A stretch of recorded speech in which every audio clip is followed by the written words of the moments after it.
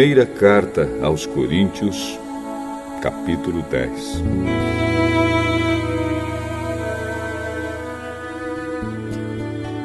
Irmãos, eu quero que vocês lembrem do que aconteceu com os nossos antepassados que seguiram Moisés. Todos foram protegidos pela nuvem e passaram pelo Mar Vermelho. Como seguidores de Moisés, eles foram batizados na nuvem e no mar. Todos comeram da mesma comida espiritual e beberam da mesma bebida espiritual, pois bebiam daquela rocha espiritual que ia com eles, e a rocha era Cristo. Mas Deus não ficou contente com a maioria deles, e por isso eles morreram, e os seus corpos ficaram espalhados no deserto.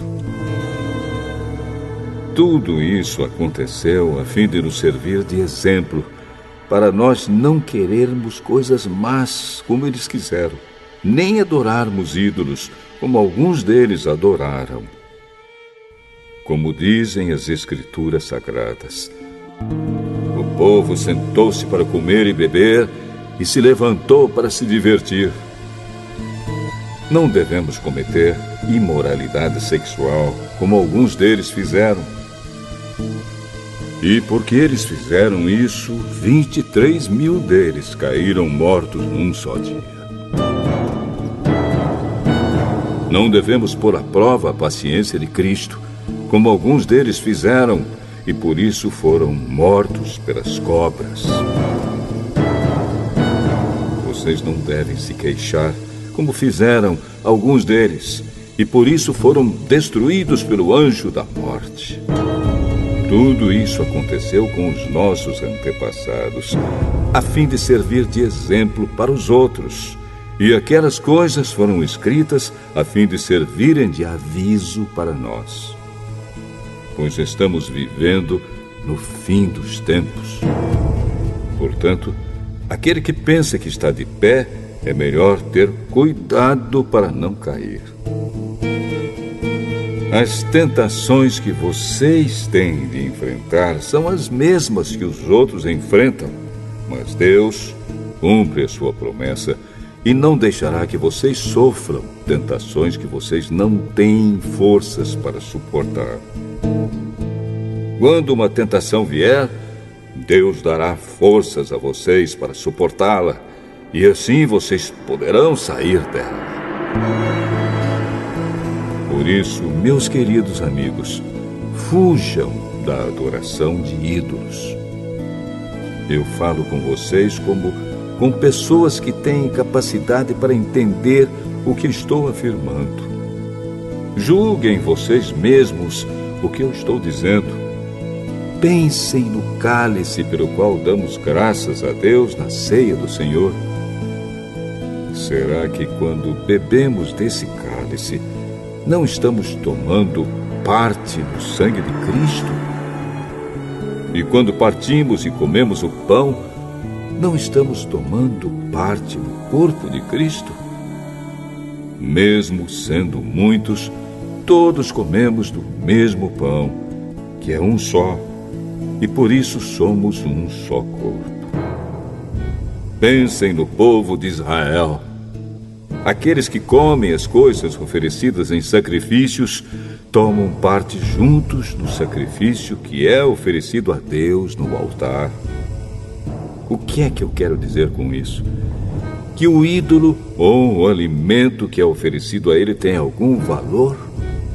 É claro que não. O que estou dizendo é que aquilo que é sacrificado nos altares pagãos é oferecido aos demônios e não a Deus. E eu não quero que vocês tomem parte nas coisas dos demônios. Vocês não podem beber do cálice do Senhor e também do cálice dos demônios. Vocês não podem comer na mesa do Senhor e também na mesa dos demônios. Ou será que queremos provocar o Senhor, fazendo com que ele fique com ciúmes? Por acaso vocês pensam que somos mais fortes do que ele? Alguns dizem assim: podemos fazer tudo o que queremos. Sim, mas nem tudo é bom. Podemos fazer tudo o que queremos, mas nem tudo é útil. Ninguém deve buscar os seus próprios interesses, e sim os interesses dos outros. Vocês podem comer de tudo que se vende no açougue, sem terem nenhuma dúvida de consciência. Pois, como dizem as Escrituras Sagradas, a terra e tudo o que nela existe pertencem ao Senhor. Se alguém que não é cristão convidá-los para comer e vocês resolverem ir, comam o que for posto na frente de vocês e não façam perguntas por motivo de consciência. Mas, se alguém disser a vocês: esta comida foi oferecida aos ídolos, neste caso, não comam, por causa daquele que disse isso e também por motivo de consciência. Não estou falando da sua própria consciência, mas da consciência do outro. Mas alguém pode perguntar: por que é que a minha liberdade deve ser diminuída pela consciência dos outros? Se eu agradeço a Deus o alimento que como, por que é que sou criticado, se já o agradeci a Deus?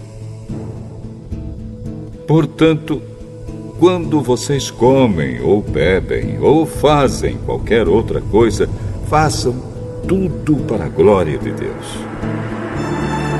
Vivam de tal maneira que não prejudiquem os judeus, nem os não-judeus, nem a Igreja de Deus. Façam como eu. Procuro agradar a todos em tudo o que faço, não pensando no meu próprio bem, mas no bem de todos, a fim de que eles possam ser salvos.